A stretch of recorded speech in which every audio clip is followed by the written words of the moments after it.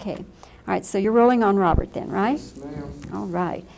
Well, Robert, you're the title role. You are Papa, you are the preacher. Mr. Star here, yeah. Yes. I'm wondering, first of all, did you have any particular preacher in mind as your model for this role? Not in particular. But when I got this role, I went around to a lot of different churches in LA and looked at different preachers and auditioned them for who I would pattern it after. But I would say it would be an amalgam of those people. And the time period, which is the 50s. The 50s, yeah, 1952. Did that change your characterization at all, trying to get back into a 50s mindset? No, I don't think so. You know, just with all the props, the clothes that I had to wear and things like that, and I was a child of the 50s, so I probably had my father in mind too. That's sort of inevitable. But no, I didn't have to make any particular adjustments. What about, there are 8 children now. Yeah. Okay, these children come off so beautifully in Don't the they, film. though? Yeah. But they're inexperienced actors. Absolutely. That you have to give credit to Martin for casting them, and Steve Fecky who directed them, because I think they were directed wonderfully and used whatever natural things that they brought to the role. And as you say, I think they came off wonderfully. As you think back on it, Robert, what do you think might be the major difference between family life in the 50s and now?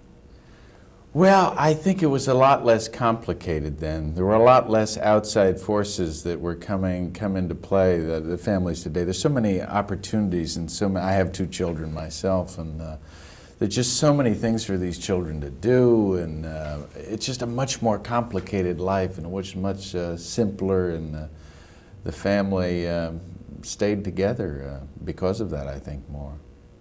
People know you, of course, from your role as the sergeant on Chips. Yeah. How much of that entered into your thinking? In other words, did you keep thinking, I want to be entirely different, or I'm not going to worry about that, or what was your thinking? I think you have to, I'll not worry about that, because that's the wrong way to approach a part. Say, I'm going to play this different. To do that, you have to take the part and fulfill it to what your instincts feel. And if it's away from Joe Cottrell, the sergeant on Chips, well, that's fine. I would like that.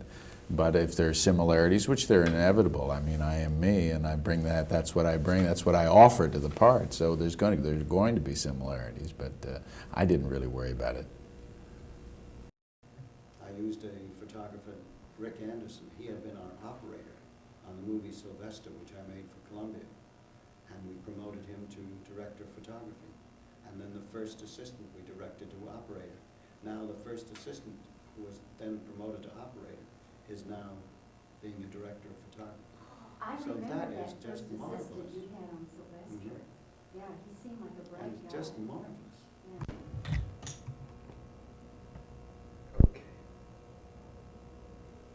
Robert, did you base your character on any particular preacher? How did you prepare for this role? Did you do anything unusual to prepare for the role?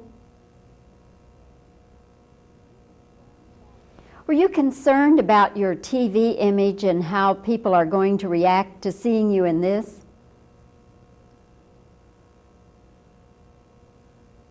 Okay, let's see.